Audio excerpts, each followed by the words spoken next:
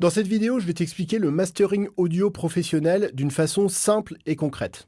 Le mastering, c'est une étape cruciale qui fait souvent toute la différence entre un mixage amateur et un son véritablement professionnel. Pourtant, quand on regarde ce que font la plupart des ingénieurs du son qui se lancent, eh bien tout simplement, c'est que le problème principal qu'ils rencontrent, c'est qu'ils ont tendance à faire beaucoup trop. Ils mettent trop de compression, trop d'égalisation, trop d'effets. Ils veulent absolument laisser leur empreinte sur le son au lieu de se concentrer sur ce qui fait vraiment la différence. Ce qu'il faut comprendre, si je peux faire une comparaison, c'est que le mastering, c'est un peu comme la cuisine. Parfois, il suffit d'un peu de sel et de poivre pour sublimer un plat. Ajouter trop d'épices ne fera que masquer la saveur originale des ingrédients. La même chose s'applique au mastering. L'art réside dans la subtilité.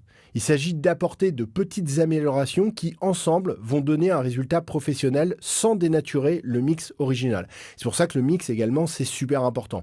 On ne va pas sauver un mix avec le mastering. Et c'est la raison pour laquelle je te conseille de commencer par une étape essentielle, mais que beaucoup négligent. En fait, c'est tout simplement la préparation. Avant même de toucher à un seul plugin ou à un seul rack de ton studio, si tu es en hardware, assure-toi que ton mixage atteigne entre -4 et -6 dB sur la sortie stéréo de ton master. C'est ce qu'on appelle le headroom et c'est crucial pour pouvoir travailler sereinement par la suite. Ensuite, exporte ton mixage en format non compressé, que ce soit en WAV ou en AIFF, et surtout respecte la résolution d'origine. Par exemple, si tu as enregistré en 24 bits, garde les 24 bits. Ne dégrade pas la qualité avant même de commencer. Mais le plus important dans tout ça, dans la préparation, c'est quelque chose que pratiquement personne ne fait. Prendre une pause d'au moins 24 heures, idéalement plusieurs jours avant de commencer le mastering. Pourquoi ? Parce que tout simplement, tes oreilles, elles ont besoin d'être fraîches. Si tu viens de passer des heures à mixer, tu n'entendras pas les choses de la même façon.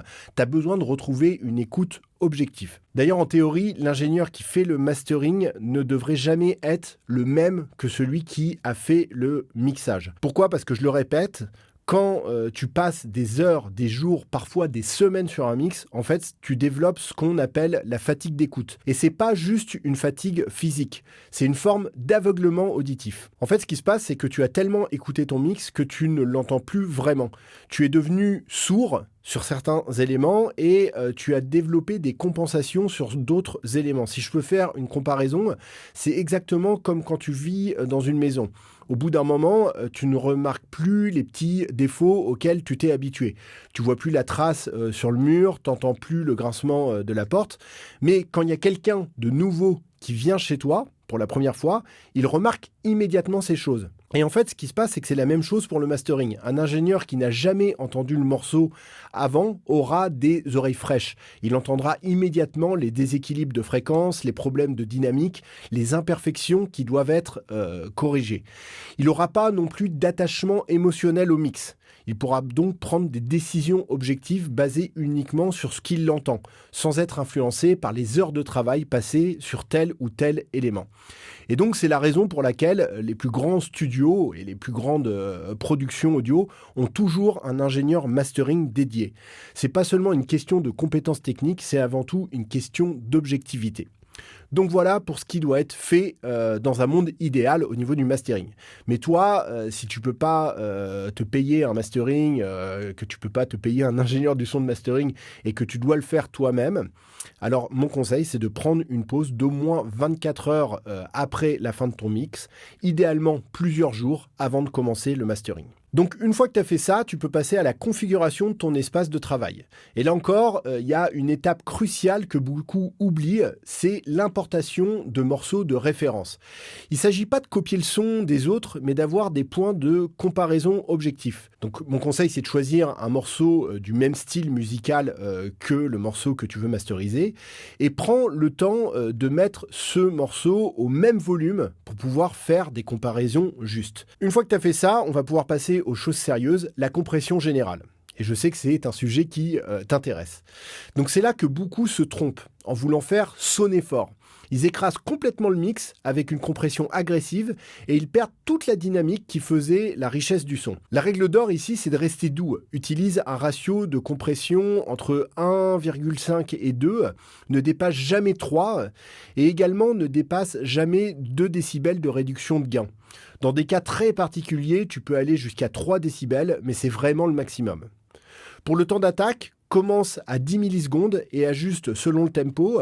Et pour le relâchement, utilise l'auto-release si ton compresseur en propose un. Sinon, démarre à 150 millisecondes et ajuste à l'oreille. L'objectif ici, ce n'est pas d'écraser le son, je le répète, c'est juste de le faire légèrement coller, de lui donner cette cohérence qu'ont les productions professionnelles. Ensuite, une fois que tu as fini la compression, vient l'égalisation. Et là encore, la subtilité est de mise. Utilise un EQ linéaire spécial mastering. Pourquoi ? Parce que les EQ standards, ils peuvent introduire des déphasages indésirables, surtout sur des corrections larges. Et quand je dis correction large, je parle bien de correction subtile. Attention, ne dépasse jamais 3 dB de boost ou de cut. Et si tu as besoin de plus, c'est que le problème vient du mix, pas du mastering. Et donc, il faudra probablement revoir le mixage. Base-toi toujours sur l'analyse comparative avec ton morceau de référence ou tes morceaux de référence si tu en as importé plusieurs. Et si tu dois utiliser un filtre coupe-bas, fais-le de façon très douce. Le but ici, c'est pas de retirer toutes les basses, mais juste de nettoyer les subs graves qui pourraient poser problème. La compression multibande, je vais t'en parler quelques secondes parce que c'est un mix entre l'EQ et la compression. Alors c'est un outil puissant, mais c'est aussi celui qui peut faire le plus de dégâts s'il est mal utilisé. Donc ne l'utilise que pour corriger des problèmes spécifiques. Par exemple, si tu as besoin de contrôler les basses, cible la zone 20-150 Hz avec 2 à 3 dB de réduction maximum. Et surtout, très important, n'utilise pas de gain de compensation. C'est tentant de vouloir remonter le niveau après la compression, mais ça ne fera que créer plus de problèmes que ça n'en résoudra. Une fois que tu as fait ça, tu peux passer aux améliorations optionnelles. Donc, par exemple, la saturation légère qui peut apporter de la chaleur au son.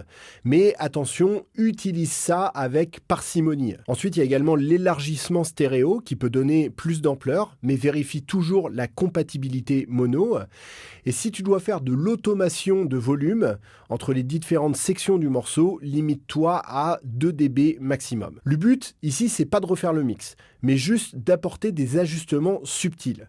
Si tu vois que le problème vient du mix, eh bien, il faudra repartir sur une nouvelle version du mix. Il n'y a pas de honte, ça arrive à tout le monde. Ensuite, une fois que tu as fait tout ça, on arrive maintenant à l'étape finale qui est la limitation.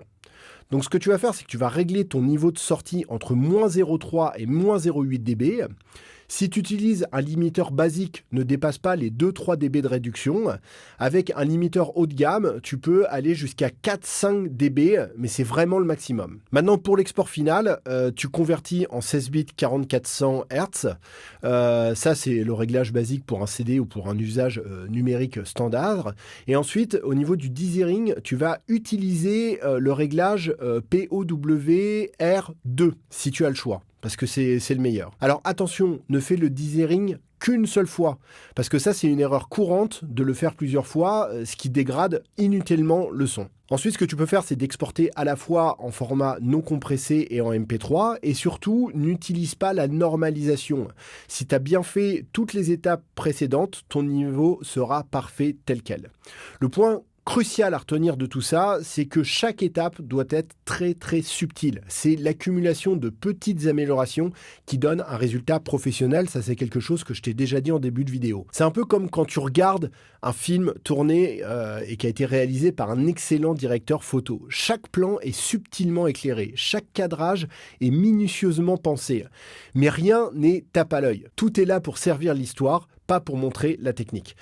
Le mastering, en fait, c'est exactement la même chose. Ton travail doit être invisible. Si les gens remarquent le mastering, c'est que tu en as trop fait, tout simplement. Par contre, le mastering, quand c'est bien fait, même si les gens ils ne peuvent pas dire exactement ce qui a changé, ils entendent immédiatement la différence. Le son est plus professionnel, plus cohérent, plus fini. Et c'est ce qui fait toute la différence entre un mastering amateur et un mastering professionnel. La capacité à améliorer le son sans le dénaturer, à apporter cette touche finale qui fait passer un bon mix au niveau supérieur. Alors très important, si tu veux progresser rapidement en mastering, le plus important c'est de t'entraîner régulièrement en suivant ces étapes à la lettre et surtout de comparer systématiquement avec des références professionnelles.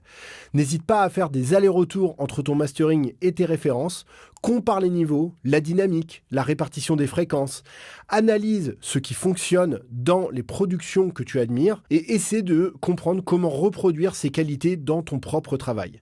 Mais surtout, très important, ne tombe pas dans le piège de vouloir faire plus fort que les références. Concentre-toi sur la qualité sonore, sur l'équilibre, sur la cohérence. C'est ça qui fera la différence entre un mastering amateur et un résultat vraiment professionnel. Et surtout, n'oublie jamais, moins, c'est plus. Chaque fois que tu hésites à ajouter un traitement supplémentaire, demande-toi s'il est vraiment nécessaire.